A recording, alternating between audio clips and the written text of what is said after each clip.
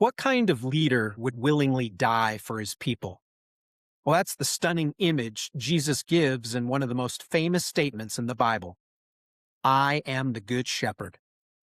Now, to modern ears, the image of a shepherd might sound soft or sentimental, peaceful hillsides and fluffy sheep, maybe a stained glass window somewhere. But in the ancient world, shepherds were tough. They protected their flock from wolves and thieves, harsh weather, and all sorts of danger.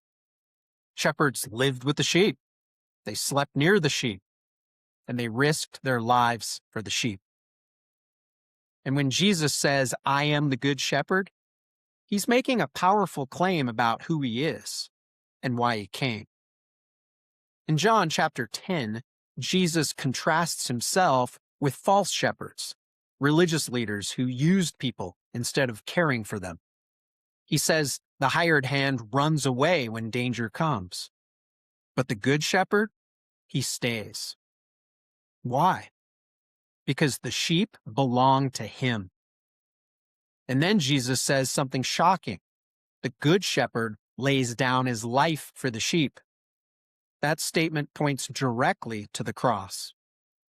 Jesus wasn't merely teaching morality or offering inspirational advice. He came on a rescue mission.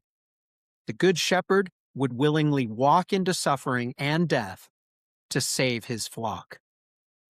But this image didn't appear out of nowhere.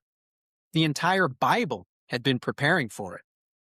Psalm 23 famously begins, "The Lord is my shepherd." Isaiah describes God tenderly carrying lambs in his arms. And in Ezekiel 34, God condemns Israel's corrupt leaders, false shepherds who neglected the people, and promises that he himself will come shepherd his flock. Then comes this incredible prophecy. God says he will raise up one shepherd from the line of David to care for his people. When Jesus says, I am the good shepherd, he's declaring that he is the fulfillment of that promise. The promised king, the true shepherd, the Messiah sent by God. And what makes this shepherd so different? Jesus knows his sheep personally. He says, I know my own, and my own know me. Now think about that. The creator of the universe knows his people by name. He guides them, protects them, provides for them, calls them, and never abandons them. In fact, Jesus says his sheep recognize his voice and follow him. That's the heart of the Christian life. Learning to trust the voice of the shepherd above all the competing voices of the world. And there are a lot of voices right now. Voices of fear, voices of confusion, voices promising identity, purpose, salvation, or truth apart from God. But Jesus says the thief comes only to steal, kill, and destroy. The good shepherd comes to give life, real life, abundant life, eternal life. And here's what makes the gospel so extraordinary. The shepherd becomes the sacrifice. Jesus lays down his life for the sheep and then takes it up again through the resurrection. The cross was not defeat, it was rescue.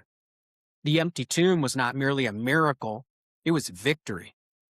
And because of that, anyone who hears his voice and follows him can find forgiveness, peace, purpose, and eternal security in him. Will you trust the shepherd? Will you follow his voice in a noisy world? Because the good shepherd still calls people today, not to fear, but to faith, not to despair, but to hope, and not to death, but to life everlasting through Jesus Christ. For more of the biblical history related to this topic, please visit the link in the description, and don't forget to like and subscribe.